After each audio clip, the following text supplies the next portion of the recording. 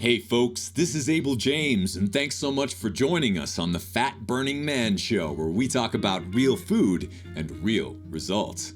Have you tried eating low carb yet?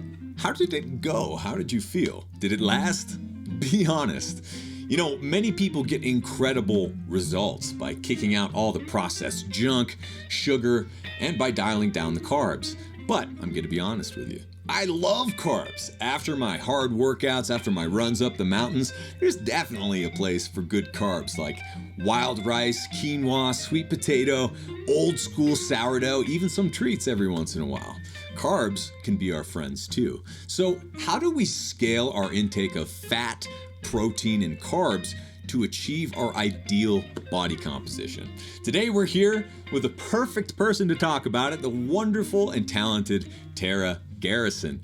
Tara is a certified personal trainer, nutritionist, and mindset coach who helps high performers, including celebrities, professional athletes, and top executives optimize their health.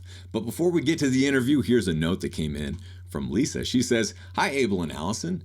I tried the wild diet a few years ago and foolishly stopped. Now I'm suffering with insulin resistance and constant yo-yo dieting and fatigue. I'm going to do this to goal and beyond this time. I'm 46 years old and have officially been obese since my son was born 23 years ago.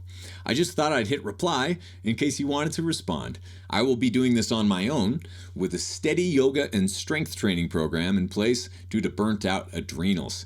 HIIT workouts leave me laid up for days, although I truly love kickboxing and kettlebells. I'm crazy determined and stubborn, yet this is my last life's personal hurdle. I would love to lose 60 pounds by year's end from my mouth to Jaw's ears. Lisa." Lisa, thank you so much for getting in touch and for this note. We're happy to help you here. You know, there are a few things that it sounds like you're doing right. When your adrenals are shot, when you're totally stressed out, especially if you have a lot of stubborn weight and you're dealing with a lot of this stress, then you don't want to be gunning it. You don't want to be doing those super intense all the time workouts where you're, going through these sufferfest type deals. But, every once in a while doing some HIIT workouts and kickboxing, kettlebell, those sorts of things, as long as you don't go redlining it the whole time, there's still a place for some of that too. But it's really good for you to be patient with yourself. Try to go low and slow. Don't go for those quick results. That usually gets most people in trouble. It's really, if you want results, you have to be prepared to keep your eye on your health for the rest of your life and make it a priority. Make your fitness a priority as well. Consider that a survival skill. If you have any sort of athletic training built into your life, then nutrition becomes important. So it's really a holistic thing that you have to get in line and set up for yourself through habits over time. And so you just can't get these quick results or expect them most of the time. It's really the long game that you should be playing here. So good on you, Lisa, for setting that up. Many people are dealing with insulin resistance, with all sorts of metabolic dysfunction. So the more that you can set up quality eating in your life, make sure you have that solid source of real and whole foods, not the Amazon kind of whole foods, the actual, foods from nature, raised as nature intended, both from the plant and animal kingdoms. It's so important to make that a priority. So instead of doing the super hardcore training all the time, redlining type workouts with kickboxing, kettlebells, and power lifts, yes, that's great that you're setting up some yoga and also keeping a bit of strength training. Strength training doesn't have to look totally insane. It doesn't have to be over the line every time. In fact, just doing a little bit of lifting, a little bit of resistance training or pushing, pulling with weight can help keep your bones strong, it can help protect your muscles, especially as you age. This is so important, not just for your health and your mobility, but also for your metabolism. The more muscle you're carrying, even kind of the invisible kind that's on your posterior chain or in your back or your legs, that's wonderfully active metabolically speaking, and will help keep you healthy for the rest of your life as long as you keep it. A little bit goes a long way. Good on you for kind of dialing down the intensity and focusing on nutrition, Lisa. So how about you? If you want to get in touch, don't forget to send me a message on your messaging platform of choice. I may be a bit buried on some of them, but you can still find me. But the easiest way to find me, just shoot me an email at abel@fatburningman.com. You can also sign up for our newsletter over at fatburningman.com, and I'll send you a free quick start guide. You can also, if you want to support this show, keep it coming to you. You can support us on Patreon. Look up Abel James. Or you can go to fatburningman.com/tip jar, throw a few bucks in the tip jar, and I give away freebies when you help support us. That's our dog in the background. Bailey says hi. If you sign up soon over on Patreon, I'm still giving away free copies of my audiobook and ebook, a #1 international bestseller called Designer Babies Still Get Scabies. It's a fun one. If you're in the United States, another quick way you can support this show is check out our work over at wildsuperfoods.com. We have some new products and goodies to try. Of course, we have Future Greens, which is powdered fruits and veg and superfoods, adaptogens that you can combine in water or throw into a smoothie, kind of like a whole food multivitamin. We also have Collagen Cocoa that a lot of people are raving about now. They're just getting it for the first time. We're really psyched to share this with you. We've been working on it for years, but Collagen Cocoa comes in these giant containers of basically pure grass-fed collagen, and it's flavored slightly with chocolate. So just mixed in water or added to yogurt or your smoothies, it can really improve the flavor of other things. But we're also working, in the kitchen with Allison to come up with all sorts of recipes, and a few other people are helping with these recipes too. It's really exciting to see what's coming in. But we're working on gummies, brownies, and even just made a pudding. We found that if you combine the collagen cocoa with a bit of water, you can just mix it, combine it. About 1 cup of collagen cocoa with 1.5 cups of water we found. You mix that together, pour it into little jars, put it in the fridge for a bit, and then you've got some pudding ready to go, with just that ingredient. Also, one of the ways I love having it is just put a little bit of collagen cocoa into Greek yogurt with some nuts. Oh my God, so good. Decadent and very filling treat. For those of you who also, you don't need protein powders. You don't necessarily need supplements, although deficiency is a real thing. But just a quick note before we get to the show. If you're having trouble filling up, protein. Try to get protein in. Make sure you're getting, depending on your size, around 75, I don't really count grams, but 75 grams. You don't need more than 100 unless you're giant and have enormous muscles. For most people, a little bit of protein goes a long way. But before you start just dousing everything with fat and before you load up on carbs, make sure to make protein a priority. It doesn't have to come from supplements. Wild caught fish, sardines can be a great source.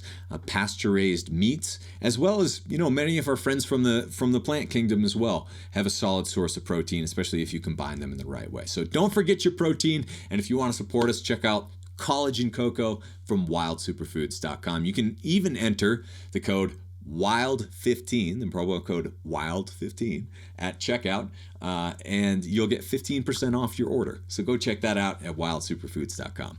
All right, on to the show with Tara Garrison. We're chatting about how lifting weights makes everything easier, why you should do keto, but not forever, intermittent fasting from a woman's perspective, changing your mindset from a restrictive mindset to an abundance mindset, and tons more. Let's go hang out with Tara.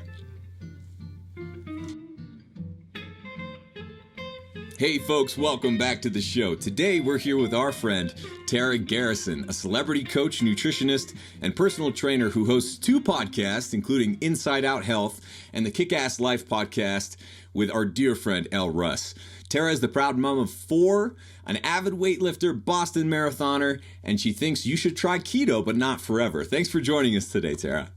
Yeah, thanks so much for having me. I'm excited to be here. So much to dig into, but let's start with what we were just chatting about a little bit before we started recording, which is you're coming at this in the past few years, building a business essentially from scratch, right? And we were talking about how me, especially starting blogging in the late 2008, 2009, and then blogging RSS turns to podcasting and then video.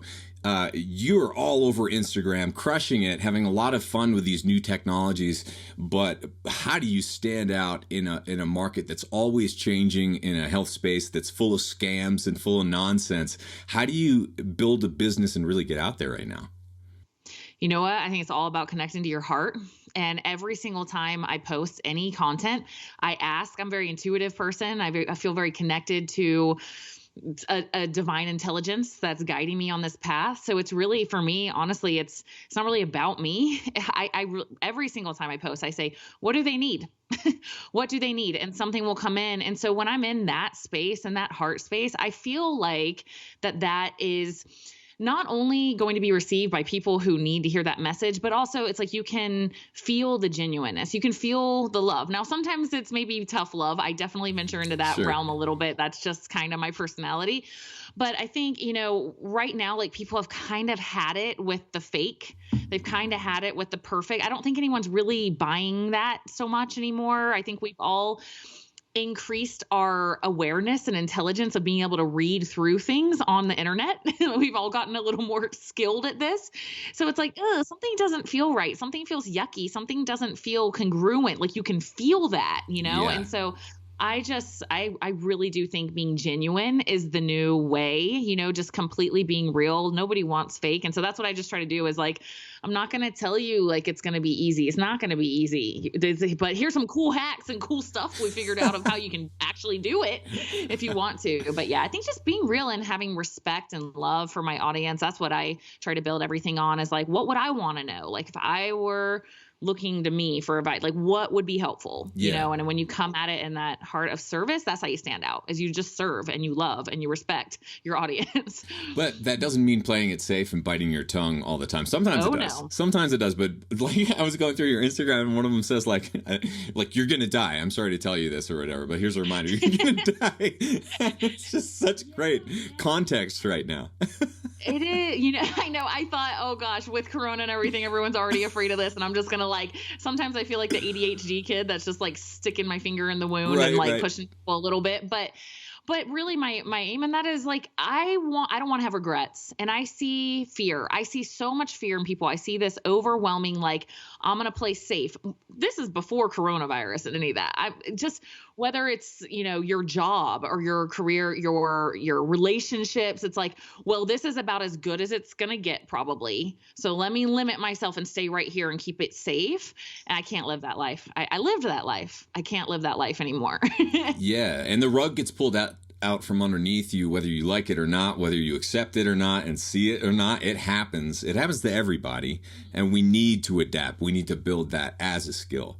What some people may not know about you, and when they see Instagram profiles with just like abs and muscles and stuff like that, they don't realize that a lot of us, not all of us, but a lot of us in the health space are really here because we were doing it wrong for a while and not getting results and really worried about it and kind of obsessed with it. And then once we figured it out, we couldn't help but tell everybody. Mm-hmm. Mm-hmm. Oh, Abel, like, you don't even know. I was just talking to a friend about this in the health space last night, and he was like jaw to the floor because he's like, I forget that you lived that life, Tara. I forget. Like, as an adult, not that long ago, I was living that eat McDonald's, Taco Bell, and Burger King. Like, hey, it's 10 o'clock at night. I'm kind of hungry. Let's go get some Taco Bell. And macaroni and cheese with my kids, and peanut butter and jelly and grilled cheese was a great lunch. Yeah. And on white bread. And I live that life, shortbread or cookies made with Crisco, all of it, Yeah. And it's like, sometimes when I'm coming at people and I'm talking about pasture raised and regenerative agriculture and food quality, and, I think sometimes it can come across maybe a little nerdy. It's like, wow, Tara's really into this stuff. But the reason I am is because for me, changing that led to a personal awakening. Like, it completely put me in my path. And so, yeah, like, I know what it's like to be poor. I know what it's like to, like, just not get it. I know what it feels like to spin your wheels and be like, gosh, I wish I could just afford some famous personal trainer to just come live in my house and just whack the cookie out of my hand. I know all of those feelings. It's so frustrating. And you're right. Like once you figure it out, and of course it's kind of messy because you get a little, for me anyway, I got a little obsessed and, Sure. Went maybe a little too hard. And then, you gain wisdom, you gain insights. And now to be able to share that with people, I was going to be a Spanish teacher and I love Spanish and I love teaching, but yeah, I have a degree in Spanish. That was my original life path, but this was so meaningful to me that I just was like, I can't not. Like I found my purpose, I found my mission, and that's helping people live their best life, live an unlimited life through optimizing their health. And I know you've experienced that too. Like it's unbelievable how much it can impact your day to day when you get healthy on the inside. I mean, yeah, it's like an energy multiplier, right? Instead of just like dragging all the time, like feeling like you're hungover all the time. Once you remember what it's like to feel not hungover and actually healthful, and full of vitality and energy, it's like nobody can stop you. Like even if they put all these obstacles there, you're gonna get around. You're not gonna come up with excuses, and you build this momentum, right? I think a lot of that too just is like, if you carry muscle, and I know you're into lifting and running at the same time, which is a great combo that I'm also into, that gets a lot of flack, gets a lot of flack for some reason. I'm not sure exactly why. But once you carry muscle in the right places, your posture changes, your confidence changes, your energy, you get more energy. And that's so important. It's a cascade, right? Oh, yeah. It's funny you say that about lifting and running because I actually used to have another Instagram account that I stupidly deleted, but that's another story for another time. But I had built this thing to like 30,000 followers back when it was easier to build an audience. It's a little harder now, but it was called Lift and Run. And I started that account because as I was getting into bodybuilding, everyone was like, don't run. You're going to run off all your gains. And in the running community, they're like, don't lift. You're going to get so heavy, And so there are these very like head buddy kind of areas of fitness. And I was like, wait a minute. All I know is I've been running a long time. And of course I was overweight when I was running. I hadn't fixed nutrition. I hadn't picked up lifting. But as soon as I got that lifting piece on point, I mean, I qualified for the Boston Marathon with 17 minutes to spare, something I had failed at over and over. And in my lifting workouts, I was unstoppable because of the cardio. So I just want to be a voice for anybody, I know there's people out there like you who have kind of figured this out too, but I think they go so beautifully together because your power output is so much higher on your runs. And then your cardio conditioning is so good for your lifting. It's kind of awesome. I stopped getting hurt. I stopped having recurring injuries and my form improved too. Yes, like when I was lighter, that's better for really long endurance events, right? Like you don't want to be carrying too much muscle, but at the same time, you have to ask like, why are you doing this? Are you doing this so you can run really far? Like, is that the whole plan for the rest of your life, for your fitness? Or is there something bigger going on? And wear and tear is something that definitely you have to acknowledge at some point. Injuries add up over time and they come back to haunt you, right? Wear and tear is a real thing. You have to honor your body, but I, the way that I like to see it is cross training, right? Like, would you rather just be able to run at the same moderate pace for like 30 or 50 miles? Or would you like to be able to run away from a predator, be able to lift things when something's about to fall on your kids? And, are you ready to like do the work that it takes when you live on the road or when there's a wildfire and you have to evacuate? Like these are survival skills at some point, and we're kind of training to adapt, to be stronger, I think, and to be more cross-trained. And that's, to me, looking from the outside in, it seems like that's what you're doing. You're kind of like dabbling in the edges, figuring out body composition, performance, how you can balance those things. And there's a lot to learn there if you put in the work and you're willing to make some mistakes and be honest about them, right? Oh yeah, big time. Hearing you talk about, I've trained many people who are ultra marathoners. They love that. Keto works great for them. For me, even as a marathon runner, I am a pedal to the metal kind of person. Like that is just, I say I have two modes. It's asleep and fast. Like, yeah. I don't know, just how I operate. And for me, even in my marathons, I am pushing. One of my miles, I would wear a Garmin. I'm kind of aligned with Mark Sisson on like I'm a little bit anti-technology because sometimes I feel like that feedback that's coming from something outside of me can actually limit me. Yep. So I like to see it after, but I don't like to see it during the race. And so I have my mile splits, and one of my mile splits, I was doing a 5-something pace in a marathon, a 26-mile marathon, and I'm not light. I'm 150 pounds. So I think this is actually really interesting because, if as far as like a marathon runner woman goes, I'm kind of heavy, but I have a lot of muscle, and I train for power. And so I can maintain a fast pace for a long time because of that, because a lot of my weight is functional weight. It's not like I'm not just carrying around body fat. I'm like 15% body fat. A lot of it is, it's pushing me. That weight is working for me, not holding me down. Dude, that is such a great point, because when you think about running and biomechanics, it's mostly like, the way that I like to think about it is like a kangaroo that's bouncing off of its tendons. Essentially, it's using all of its momentum with its muscles to propel itself forward, instead of like fat, which would be like wearing water bags, right? Like holding you back the whole time. Totally. Yeah. So it translates really well. But because I push so fast, for me, some carbohydrates, I did keto. I ran Boston and ketosis. I've experimented with all that. And I am an advocate of the ketogenic diet. I'm definitely not a zealot. I'm not in ketosis all the time.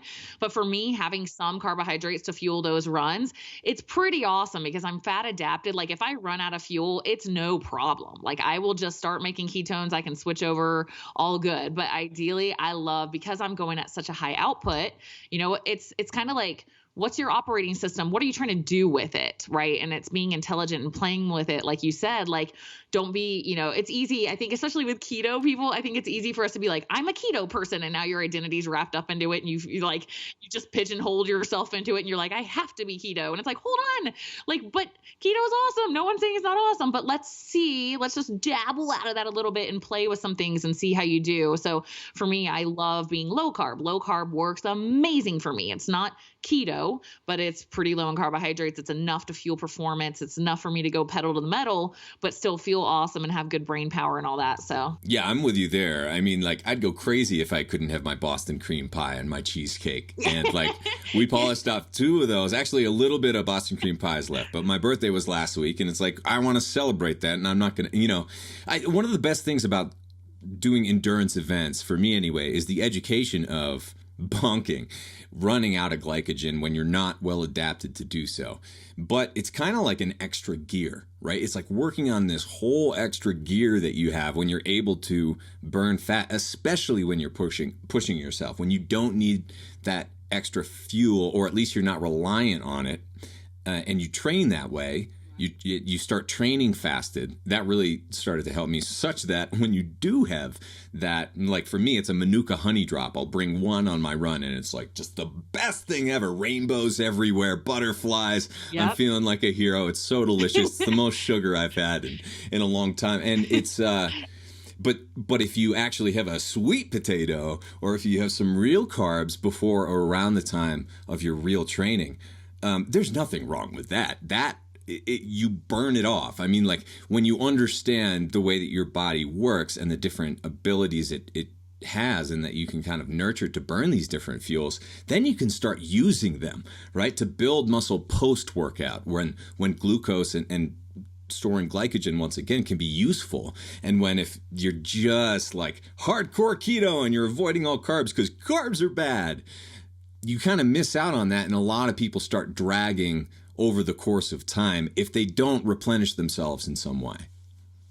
Yeah, I mean, I've played with it all over the place. And for me, this is how I look at it. Like, I just had a continuous glucose monitor, and Nutritionist sent that out to me, and I was like playing with it when I train people on keto, I'm like, just walk. Yeah. Walking is amazing with keto. It's running off fat oxidation. You're running off fat. Yay. It's a match made in heaven. Right.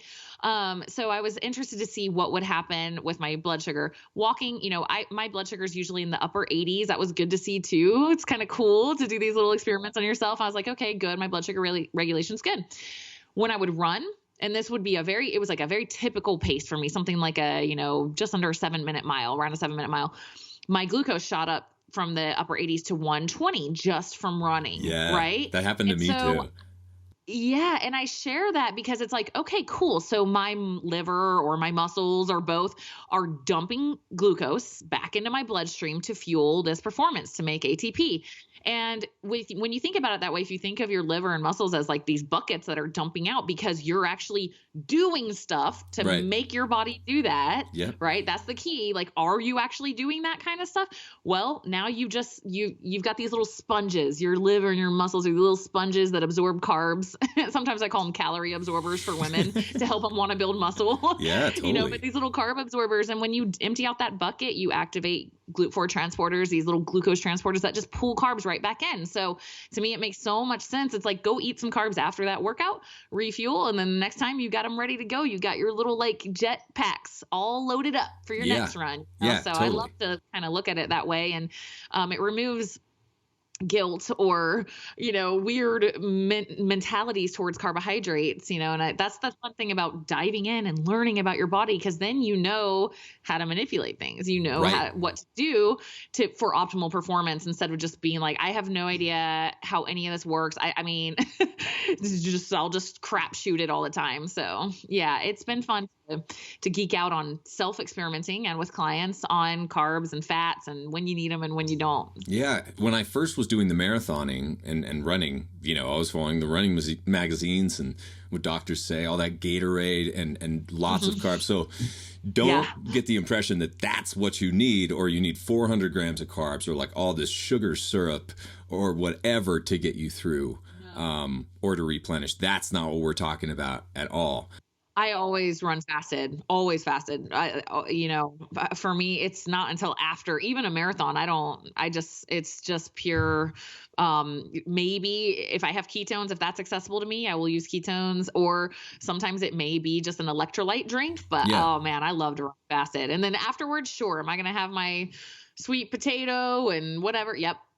But yeah, I definitely am not advocating that whole, like, I did the goo, the goos and the waffles and all the carbs. Like, that was definitely not optimal performance for me at all. No, what happened to me is I got sick. I would run a marathon or whatever, and then I would be sick for 3 days or a week, or I'd just feel like I had the flu. But, as soon as I got rid of all of that sugar, especially the low quality stuff where you're just kind of, if you're running that much, a lot of times you're just eating for calories and your hunger doesn't work anymore, because it's like kind of hungry because you're running a lot, or binge mode. It's like those two when you're putting in that many miles. So you have, or at least when you're fueling with sugar and running that many miles.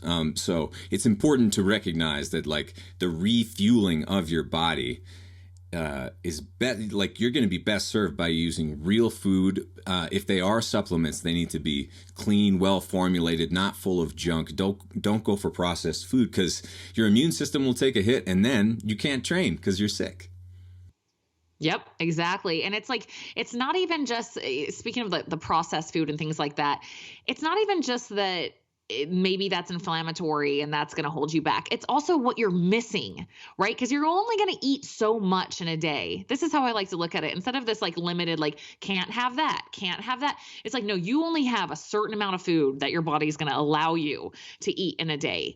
Maximize it. We're so lucky. Like, we have the ability to eat better than royalty in times past would have dreamed of having access to the kind of nutrition we can have going down the street to whatever little somewhat healthy grocery store, and so it really is in our power to choose to, like, fill those calories with as much maximal nutrition as we possibly can. And when you're eating even I have so many bars and cookies from like keto companies and all that, and I really appreciate it. And it's, trust me, like, when 1:00 rolls around and I'm really hungry, like, I'm like, cookies and bars and coffee sound amazing. That's all but it's like, no, the way I approach nutrition for me is I call it being my own mom. And what I have 4 kids, and what would I tell them? Hey mom, can we have candy bars for dinner. I let my kids have treats after you eat your real food, right? Is what I would tell them. So for me, I do the same thing. It's like after you eat your real food, go make a salad, go make some vegetables, and then you can have your keto cookie or whatever, right? So that I'm maximizing the nutrition that I put in my body. Right. Well, and you have a great post too about some of the keto scams. Like I've never seen a dietary framework or fad or whatever you want to call it take over the internet and social media like keto did. And then all of the, just like slapping keto onto these honey sugar covered bars and having zero accountability is insane. But anyway, just like if you could rant on some of the keto scams, that would be really entertaining, I think. Oh, okay. Yes, please. Thank you for the platform here. Okay, of course. Let's talk. So one thing that really drives me crazy are these keto fat burner pills. Guys, if you're listening to this, please let me explain to you what these are. So ketones in their powdered form is called beta hydroxybutyrate. So you can buy a pack from Prove It or some of these companies for I don't know what it is, maybe $6-7 a serving. They're kind of expensive, but they're amazing. And you will get 10 to 12 grams of ketones in a serving. Okay. 10 to 12 grams. Now, these little fat burner pills, that's what they have in them usually, and they'll have 500 milligrams, so half of a gram.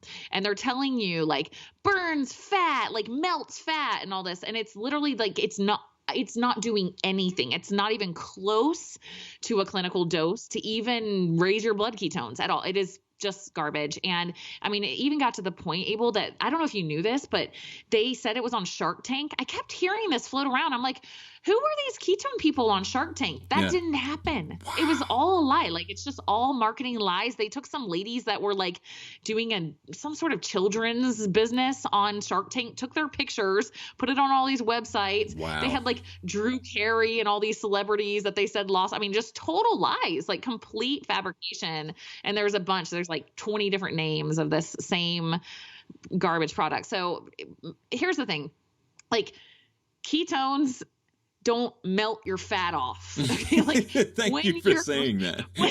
I just want I don't know how else to say it on a more basic level. You don't drink or eat ketones and it's a fat burner. That's right. Not. So anything that says burns your fat, it's oh, that's such a shady, slimy way of putting that. Yeah.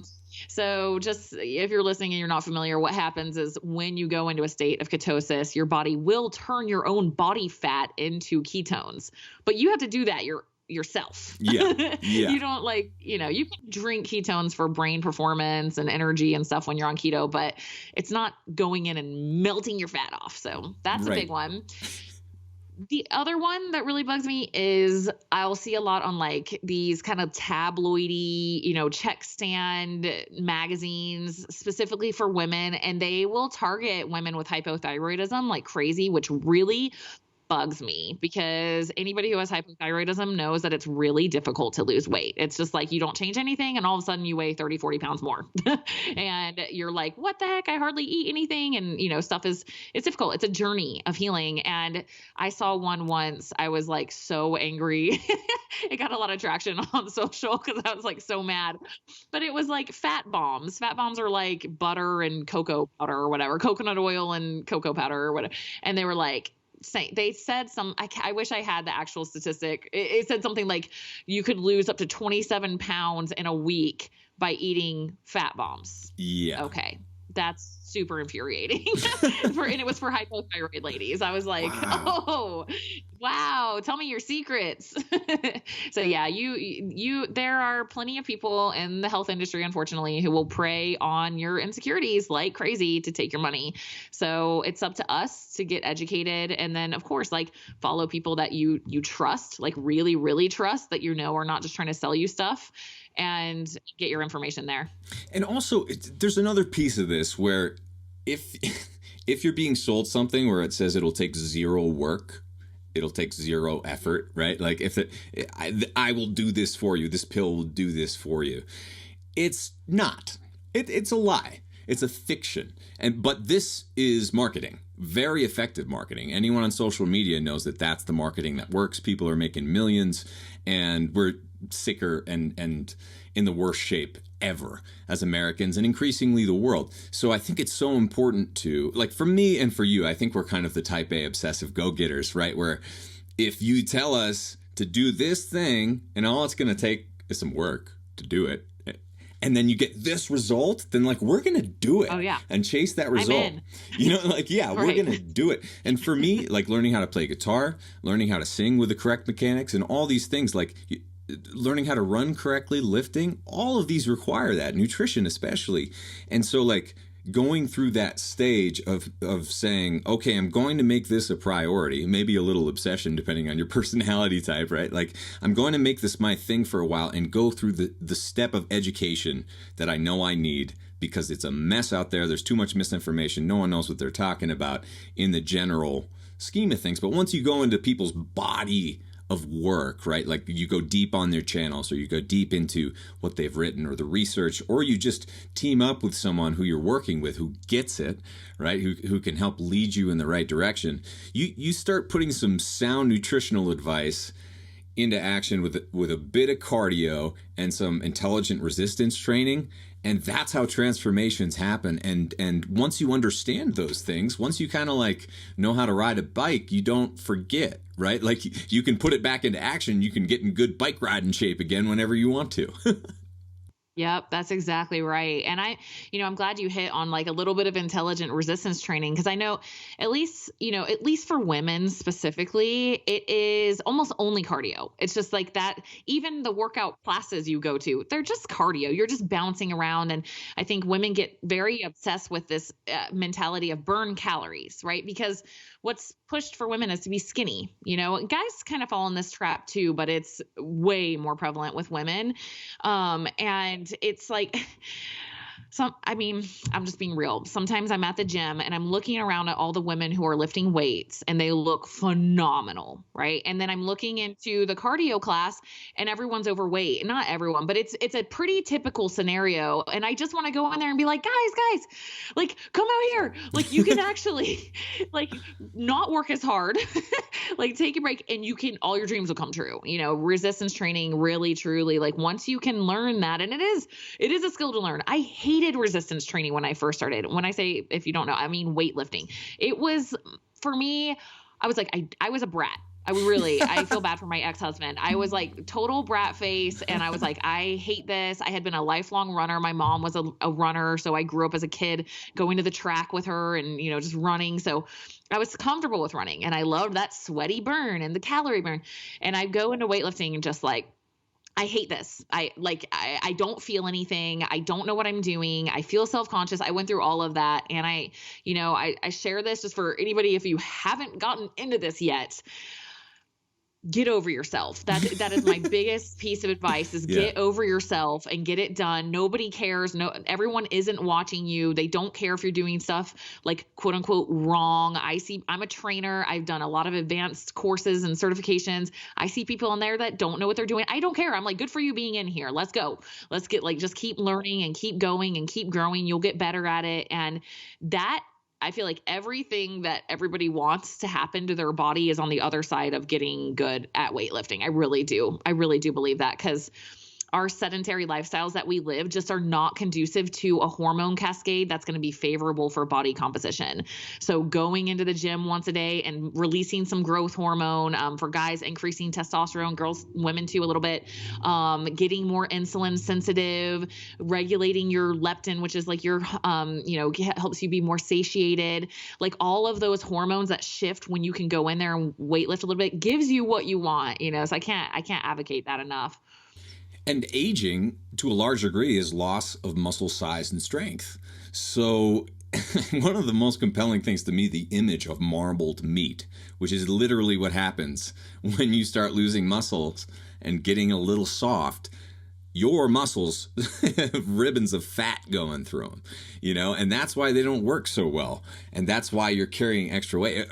Fat goes a lot of other places too, but just the image of muscle atrophy to me is so grim that, it makes me want to maintain strength as long as I can. And one of the, our fitness used to be so much better, and it wasn't thought of as fitness. I'm thinking back to my grandmother, who recently died at 97, but, lived a long, healthy life. on a farm, broke, without even running water for a lot of it, but like literally carrying logs and carrying children around and working with the animals.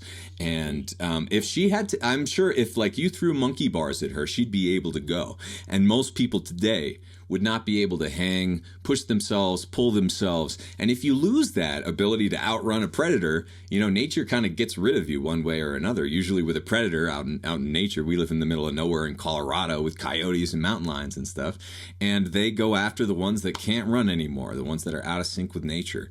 And so many of us are now. And we see that as normal, that you can barely get out of your car, you know, that you can't run, and some people can't even really walk, and we're talking about people who are middle-aged or even, you know, relatively young. So it's so important that people recognize that having strength isn't something that you should fear or something that you should kind of shy away from.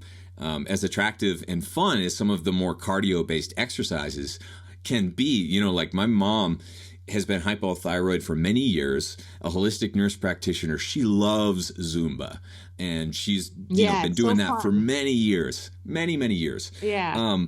But if you just add like a kettlebell or a few, a little bit, just a little bit, or a few free weight exercises, something that builds strength in your back and your muscles and helps your posture, it's amazing the results you can get. One of your most recent posts talked about arms.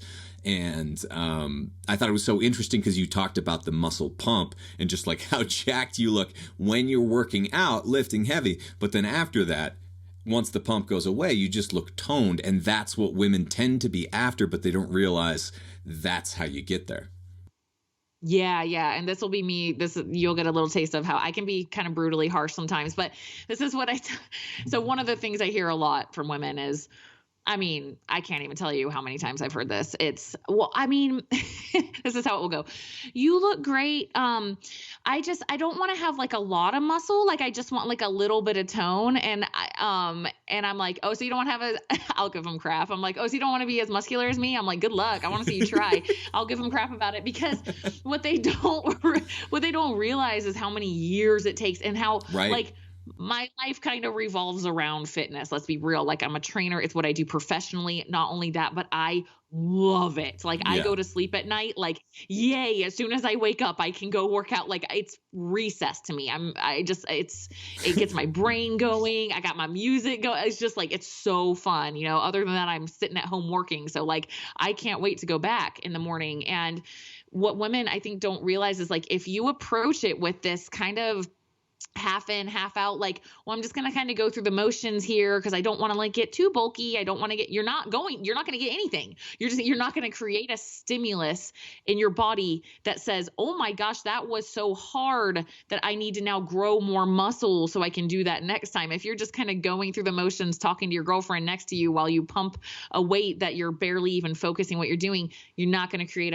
a stimulus for growth. And this crappy thing about that is that now when you go eat afterwards, like you didn't make all those metabolic miraculous things happen in your body that will then allow you to eat more carbs and feel, you know, have growth hormone release and burn more fat and build muscle. You didn't create the stimulus.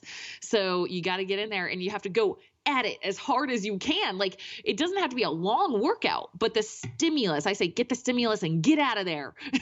You don't have to run yourself into the ground. You just need to go intense and hard enough for a minute that you're like, holy smokes, that was, okay, got it, you know? Yeah. And if you get a little sore, good. That's good. That's a good sign. You created that stimulus and that's it. So I just like say, like, if you want toned arms, you know, my arms right now don't look like giant muscle woman arms. They just got a little bit of tone to them, but I have a lot of muscle in there, you know? So you've got to be willing, I guess I'm speaking to women a lot here, but men can take from it too. Like you're going to look amazing. You're going to look very jacked, very muscular in the gym. But then when you get home an hour later, you're going to just look like a normal person with a teeny tiny tiny bit of muscle tone. Yeah, that's So, another whole piece of this that I think is so important that people realize. When you see pictures of a lot of the trainers out there, a lot of the people on Instagram or whatever, you're seeing them with a muscle pump most of the time, male or female. You know, you're seeing them with a muscle pump, and what that is when you work out really hard, you get all this new blood to your muscles, you swell by about like 30%. You get like, you look a third bigger than you otherwise would. You look jacked, but it only lasts for a few minutes. You know, it's only a few minutes while you're working those muscles out. And then after you've reached that, I mean, you can't be walking around like that. That would be terrible. Like, you wouldn't want to. Like, that's not how it works. Right. But Right. We live real lives too, about 30% smaller than a lot of us might appear. And that's another just thing that people who aren't training that way or taking pictures before and after might not really connect the dots there. But it's so important to recognize, because you don't want to think that someone's a freak of nature that you could never attain, because you're seeing such a snapshot. And it's not that it's dishonest necessarily, but if you don't know that that's what's going on, then you could easily get the wrong idea. Yeah, I think that's really awesome for people to realize that, because it took me a while. Actually, funny story. The first time I ever got swole, Yeah. I had no idea what the word swole meant. I was like, just getting into lifting. I was married at the time, and I told my ex-husband, I was like, my arm feels like it feels like all puffy and like big, and like it's gonna explode or he's something. like, oh, you got swole. And I was like, wait, what? Like, this is a foreign language to me back then. And yeah, I think that it's good. It's good information for people to have, to understand that, like, maybe you follow some fitness person and they keep like posting their selfie after their workout, and you're like, yeah, you always look like that. And I'm like, no, they're posting that because they don't always look like that. And they're true. like, yeah, man, look at me right now. I look awesome. But it is very, very temporary. So, I think if more of us could post pictures of us at work with a t-shirt on in the middle of the day, probably give people a little better glimpse of what's going on in real life. But it's also a great cue that, like, you're working out effectively, right? Because you don't, or at least I don't get the same type of swole if I'm out running. If I'm really doing hills, sprinting hard, I might. But like, if you're doing the cardio bunny thing and not really challenging yourself, you're not getting that stimulus response. And when you look at the research of just people working out for long periods of time at the same pace compared to varied exercises at various different speeds and intensities, the varied one wins every time. Oh yeah. It's so important. And there are kind of two pieces of this, right? Where you have the underlying, that's why the run and lift, I love that concept, where you have the baseline cardio, which you just can't ignore. I mean, you don't want to just do that, and there are pros and cons or whatever, but you need some of that. But you also have to combine that with that varied intensity, resistance training, really challenging yourself, getting swole, meeting that threshold type thing, so you get that adaptation. And that is the piece that almost everyone is missing who's not getting results. Yeah, I completely agree. And then also, even within weight training, it's important. I think a lot of people don't understand the difference between training the nervous system for strength and also training the muscles for growth, which is hypertrophy. So going back to what you were saying about your grandma, I love that analogy, because there's research has shown that, everybody knows about the Harvard study that showed that the key to longevity was the quality of your relationships. But when it comes to the physical body, the number one indicator of longevity is strength. Right. And specifically, a lot of research has looked at grip strength. And so, I remember my grandma not being able to open any jars. I think a lot of people can relate to that, right? Grandma couldn't open the jars, and, maybe there's some arthritis there, I'm not sure, but also just not being able to turn on your nervous system enough to grip. It's just, to me, it makes complete sense. If you look at the nervous system as your electrical system, it's like, hey, your lights are going out, like your electrical system is dimming. So important when we're resistance training, the way you train your nervous system is heavier, like low reps, maybe 2, 3, every once in a while, go a little heavier on something, see what you do, see what you can do, see what you got, we like to go in there. I'm like, I curl 15 pounds for 5 years straight. Like, that is what I do. So like, maybe one time, like, grab a 25 and see if you can bicep curl a 25 pounder for like 2 reps, just like go really fast at it. And that's really cool to do too. And then of course the hypertrophy is more like where you're just pumping and pumping and pumping to failure and you can't go anymore. And that's great great for your muscles. So it's fun, to really dive into what am I training here? What am I up regulating inside my body? I think that's, for me, I just think it's incredibly fun. And I think every human being can relate to that, whether you're a health professional or not, is like, do you want to upgrade your insides? That's cool. Yes, please. I'll take that. Like, I want to upgrade my inside so I can be freaking like limitless and do whatever I want to do with my body. So yeah, it's fun to dive into the different methodologies too. Just thought I'd share that. Yeah. And that one of the things that I like training is go. It's like go from like pretty much zero. I used to do sprints. I used to do track and stuff like that. And I think of, I've got my little deadlift spot right here. It's the same thing where you're going from just like, oh my God, am I really about to do this? Am I really about to sprint? Am I really about to lift this weight? Can I do that? And it's like, go, and you do it. And that, like, people don't train that anymore. That's what sports are. A lot of, it doesn't matter which sport it is, right? It's like, go, and you have to do whatever. But over time, a lot of us, especially as adults, we just lose the ability to do that. And I think that affects our nervous system and our brain much more than people realize.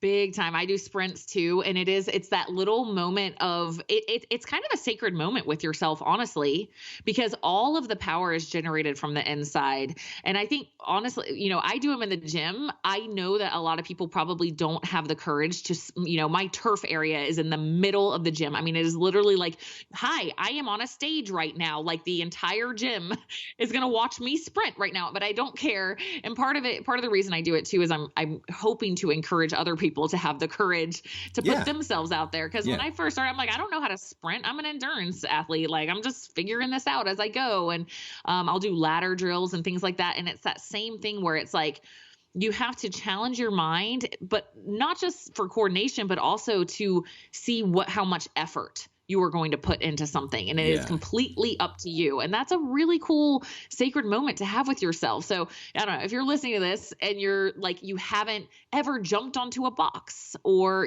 for me, the first time I did a box jump, it was onto my bottom step. I realized I hadn't like jumped with both feet onto something since I was like a little kid. Right. I was like, I don't even know if I can jump. As sad as that is. And I did it. And I was like, okay, that was easy. Oh, maybe I could do 2 steps. Maybe I do 3 steps. And then I just became a jumping fanatic, and it's that same thing. I encourage anybody listening, like if there's something that you haven't done in a long time, maybe it's trying to go across monkey bars or jump, or like, can you even like hang off of a bar and do a slow pull up down, not even the one up? Like try those things for yourself. Like get in touch with the little kid inside you again who used to try stuff like that. You did, even if you can't remember it, and have that little moment of like, I'm going to run as fast as I can. Watch me. It's so good for longevity. And it's also, there's just something very empowering about it too. Yeah. And I think that there's this, everyone kind of feels, especially if you're a newbie in the gym or you haven't lifted before, you don't know the exercises. Even the totally shredded, jacked people in the gym have felt that before. They know how deeply uncomfortable it is to not know what you're doing, to make mistakes, to have poor form. We have all been there, and especially the people who are training the most, they're constantly making mistakes. And I'm always impressed almost 100% of the time by like how helpful and nice and open a lot of these people are who are like the gym rats who get it, like over there lifting weights. They're not going to punch you in the face if you don't do, a deadlift correctly. They're going to, probably leave you alone and just have like an angry face because they're working out hard. They're focused. They're not mad at you, right? They're in game time. But, some of them are just so helpful and generous, and they want to help you get to wherever you want to go. And that's a really inspiring thing. And you can make some great friends that way. Definitely. And don't be afraid to ask. Like for me, I always am like, I don't want to go solicit advice to someone and cause them to feel like, she was watching me do that and thought it was so wrong that she felt she had to come over. Yeah. So I'm not going to do that. But if somebody were to come up to me and say like, hey, can you show me how to do that? I mean, that would like make my day. I would love to. I'm like, oh, let me tell you this awesome tip that I had to fly to Tampa, Florida and take this whole course just to learn. And I can just teach changing right now. It's like, yes, let me tell you. So, yeah, don't be afraid to ask. I know for me, deadlifts was one that I would just watch people. I'm like, what is the point of that? And how are they doing it? And like, it totally eluded me. I'm like looking it up online. I'm like, that looks so intimidating. They're picking up this huge heavy bar. It's like, just, ask. I finally just started to kind of meet people and ask. And man, I actually learned a lot of amazing tips before I even became a trainer, just from awesome people helping out. So I love that you're saying that, because I think we call it gym intimidation. And a lot of people, like, they won't go to the gym purely because of this. Now, and my bratty side says, get over yourself, because your ego's getting in the way of what you really want for yourself in your life. But also know that, like, one, nobody's really watching you as much as they think you are, that you think they are. And two, people will help you if you ask. So, yeah. And it's a really just generous, for the most part, open community of people who care about this. And that's why they're there, because they're passionate about it. They've dedicated a lot of their time and attention and just kind of like hobby quota to this area. And they want to share that with you. You're one of them, and I think more than ever, that's what we need from each other and with each other, is that sort of connection, that give and take, learning, exchanging ideas. Because there's one thing to, like, read about health and nutrition in a book. It's another thing to, like, know the guy who got down to 3% body fat, and knowing that he, like, woke up, he had some black coffee, and he did some just, like, really easy cardio on pretty much every day. And then he went and lifted really hard, and that's what he did, and that's what worked. It's, like, super powerful knowing maybe just one, but certainly a handful of those people, and you're like, wow, that broke my brain. Maybe I can do that. Yep. And just the environment of people that you're putting yourself around a lot will affect you, like, for me, let's say, I'm growing my business right now. I want to be around people who are also business minded and entrepreneurs and growing their business, because if I'm not, like, I miss out on all this stimulus, all these ideas, all these, insights. Whereas it's the same thing with fitness. Like, just get in there, just be around it, because it's going to keep you motivated, keep you inspired. You're just like, okay, cool. Like, that guy's super fit and I see him here every freaking day. Noted. That's how this thing works. So putting yourself in an environment for wins is also a really big key to success. Yeah, totally. And also, I don't want to say that the ripped guy or gal at the gym totally gets it just because they look one way. Like, don't think that that's also how it works. It's some combination of reading the books and knowing the right people and having that give and take relationship. And one of the most valuable ones, I think, in the world of fitness now too, is that we are able to interact virtually. We're able to interact no matter where we are, so we can find our people. We can find the people who share these areas of interest, and even just the shared interest of wanting to get better, of wanting to improve and keep training is kind of enough just to be a group of people who are going to survive whatever we're up against, because that's what it instills in you, right? Like, that's what hard training is for, is when not when you're like wearing your gym clothes and everything's perfect and like you're ready to do your heaviest lift, but when you're totally out of gas and you're really stressed and something horrible just happened. That's when you want to be ready. And that's what we're all training for. And it's kind of happening around us in small ways and big ways, no matter where we are. So I think it's going to be more important than ever for us really to be generous with each other, and a little bit fearless too with just getting in touch, because like we were saying, in the gym, coming up to the people who look intimidating is usually way less intimidating than you think it is. And similar online, like I've made so many relationships just like we were introduced by Al Russ, who's a wonderful person, introduced me to a number of wonderful people, but also just shoot someone a DM, shoot them an email. I've made so many new friends in a bunch of different countries recently just that way. So like, even if you are kind of the introverted type, which I am too, go for it. Get in touch with people. We need to find our people and work through this together. Yeah, absolutely. And I think events too, when those start happening again, for me, that has just completely changed my life. Like, a lot of my closest friends don't even live in Utah where I live. They live in Austin or Washington or California. And we just see each other at health events so much. They really are just like my homies, my friends. Exactly. And it's amazing to get out into those circles of people, and there's really, if you don't have the physical ability, you can't afford it or you just don't have time or whatever, you're right. Like, you can find those communities online now, and it's amazing. You could be in some small town of 75 people or something, but you can still have a whole community of like-minded people because of the internet. And I think that's amazing. Yeah. I think it's amazing. That's very cool. Well, we're coming up on time, but I want to make sure, especially being a parent of 4 kids, there are many unique challenges. There are so many people who use it as an excuse not to be in shape or not to have their health or whatever. So how do you reframe that with the people that you work with? And what advice do you have for those who have a lot of little ones running around? Yeah, I'll tell you what. So I'm a single mom, and I used to be a stay-at-home mom.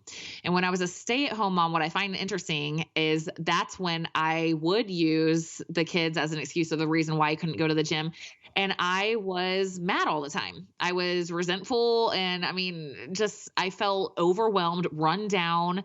And now, like, I get up really early. I do. I get up at 5 and I go, granted, my daughter's old enough to babysit, so that's helpful for sure. If you have babies, I feel you have to figure something else out if you're up all night. But I mean, more power to you if you're actually doing that. But for me now, it's like I just get up early and go, because I know that I will show up better for them all day when I'm happy. When my cup is filled, now I'm in a place of empowerment. Now I'm in a place of teaching, instead of being like, oh, I'm a victim of my life and I have to sacrifice everything for you guys. That's how you build resentment, at least for me. And it's easy to find reasons to bail. Running has taught me that. Sometimes when I don't feel like being in the middle of that run, I will find every excuse of like, oh, you forgot your water thing in the car, like go get it. Or like, oh, you should just do sprint walk intervals today. It feels like a walk interval today. You'll find these reasons to bail. And kids are a really easy one, because it's a very noble and worthy reason to not take care of yourself, it feels like, but it's not true. And for me, I want them to see, I know that kids will do as I do what they see and not what I'm telling them. Right. So if I'm feeding them McDonald's all day and sitting around watching TV, that's going to be normal for them. That's going to feel like normal life to them when they become adults. And then they're going to have to figure their crap out. But if they see like that I prioritize healthy food, for the most part, we still eat pizza and donuts sometimes. I'm not like a total, strict person, but for the most part, yeah, we eat real good quality food, and they see me go to the gym every day. They know that's part of my life, and I'm unapologetic about it. And I think that that's how I want them. That's what I hope. They can do whatever they want, but I hope that they at least see what's possible for them, no matter what life circumstance they're in. Yeah, and it's so interesting because for me, it's always just like being raised one way, rebelling against it, then rebelling against that. And that's very, for everyone's journey, that's kind of a piece of it. But if I hadn't been raised eating backyard vegetables with a family tradition from my grandmother, both sides of the family to some degree passed down different things, and we had family dinners and it was fresh food. And even though I went and ate a bunch of tacos and hamburgers and pizza and all the rest of it in college, right? Like I wouldn't be standing here today if my mom and my dad and our extended family hadn't been such a great example. But also the other people in the community who are great athletes, who are running miles at 4:30 or whatever in my tiny little town. It's like, wow, who is this guy? How did he do that? Like look for those local heroes, meet those people, and respect that we're all, we have our own ways of dealing with this and maintaining our strength and fortitude throughout all of this. And there are different ways of coping too, but if you channel them in a positive direction, then you can come out of all of this better instead of worse. Your kids too. Yeah, definitely. And I invite them. We go on, I have a lake by my house that we walk around, and it's like, who wants to come? And it's this fun little date with mom where you get to walk around, so you can do things like that too and have them come. I don't bring them to the gym with me that much, because it's kind of one of those like rebel against mom. I want to do it my way. Yeah, and exactly. Go into victim mode, and mom's correcting me. Yeah. So they lift with their dad a little more. He does it better than I do, but I do, we'll do ladder drills or fun things like that. And that's really fun as well, to just invite them to at least walk with you. Anybody can do that. You can take your baby, you can take your toddler in a stroller, or, older kids can walk. So there's really no reason you can't move every day, even whether you have kids or not. Yeah, totally. Well, right on. Tara, before we go, please tell folks where they can find your work and what you're working on next. Yeah, thanks, Abel. So my website is coachtaragarrison.com, so Tara. And then I'm on Instagram most. That's where you can find me all the time. Stories. I'm very active on there. And that's just Coach Tara Garrison. And yeah, for coaching, my biggest thing is hire women who rise. So I coach women and there we do mindset and training and nutrition. And it's incredible. So that's what I'm all about. And next year I start retreats. So hopefully we can do retreats without COVID ruining everything. But that's where things are headed for me. Awesome, Tara. Well, I encourage everyone out there, if you haven't seen Tara's work, or if you're on Instagram, definitely check out her channel. It's very entertaining. There's a lot to learn there, and your example is so powerful right now. I wish we could clone you thousands of times, but hopefully that's what we're doing by spreading this message. So I'm looking forward to our next chat. Thank you so much, Abel. Thank you. It was so fun talking to you today. Hey folks, this is Abel James, New York Times bestselling author and host of the Fat Burning Man Show. And I've got a quick video here today about our brand spanking new product from our family company, Wild Superfoods. This one is called Collagen Cocoa, and we have been working on this for years. We're so excited because it tastes so good. So what it is, it's grass-fed bone broth protein. It's a protein concentrate that comes from bone broth from these cows that were raised as nature intended, eating grass on pasture. And it's combined with a high quality source of chocolate and cocoa powder and a little bit of stevia as a sweetener. So it actually tastes quite similar to cocoa powder combined with a little bit of a sweetener. It's got a wonderful taste. But we also have been using it. Allison is, as you probably know, if you're a longtime listener or follower, she's wonderful in the kitchen and comes up with the most dastardly and delicious things. So you can actually use collagen cocoa as a replacement for, as a swap for chocolate powder or cocoa powder in some of our recipes and some of our cookbooks and that sort of thing. So we've already made cookies, power cookies, brownies, and other things like that. But also collagen cocoa, you can just mix it in water. You can throw it in your favorite smoothie if you like chocolate, especially. It's a wonderful flavor. And then one of the other things that I do as a little kind of like health nut sundae is what I refer to it as, is I take Greek yogurt, usually full fat, grass-fed as well, and throw a scoop or two of this collagen cocoa in there with some nuts, maybe some fresh fruit, and oh my goodness, is that a wonderful treat. It's so delicious, and it gives it a really wonderful consistency, more like a mousse or like a pudding of some kind. So you can really have a lot of fun with this, or you can just use it, after your workout as a convenient way to get concentrated protein. And so in one serving, you're getting 21 grams of high quality animal source protein, which is more easily absorbed than a lot of the alternative protein sources out there that are plant-based and more highly processed. So we are very excited about collagen cocoa. When you get this, it's a giant, heavy, full thing of powder. So look forward to many delicious meals and treats as well. If you're interested in Wild Superfoods, you can check all this out at wildsuperfoods.com. And once again, this is Collagen Cocoa. So I'm Abel James signing off. Thanks for getting in touch. Thanks for your support. And I can't wait to hear how you like Collagen Cocoa. All right, we'll be in touch. Hey, it's Abel one last time, and I just want to say thank you for listening to this episode of Fat Burning Man. Before you go, please smash that like button, hit subscribe, or even leave us a quick review. It helps so much more than you even realize. And if you can think of someone else who you care about, friend, family member, anyone else who might appreciate this free show, then please take a quick second just to share it with them. Word of mouth is really the way that we've grown this show over the years. We have more than, at this point, 4 awards in independent media, 50 million downloads. We couldn't do any of this without you, so we really appreciate it. If you'd like to get in touch with me, then please follow me under Abel James or Fat Burning Man on your social media platform of choice, and I'll do my best to get right back to you. Now, if you want to keep this show coming to you, you can do something really quickly here. My wife Allison and I, along with a very small team, depend on listeners like you to make this show happen week after week. To join our next challenge coaching group or get in touch with me one-on-one, visit fatburningman.com. We also make group coaching free with your subscribe and save orders from our family company, Wild Superfoods, which you can find at wildsuperfoods.com. And if you'd like, you can throw a few bucks into the tip jar as a one-time donation or become a contributing member of our group on Patreon. Just look up Abel James on Patreon, and you can join in the fun for as little as a few bucks and get my international best-selling book and audiobook as a special thanks. You can also find that page at fatburningman.com/tipjar.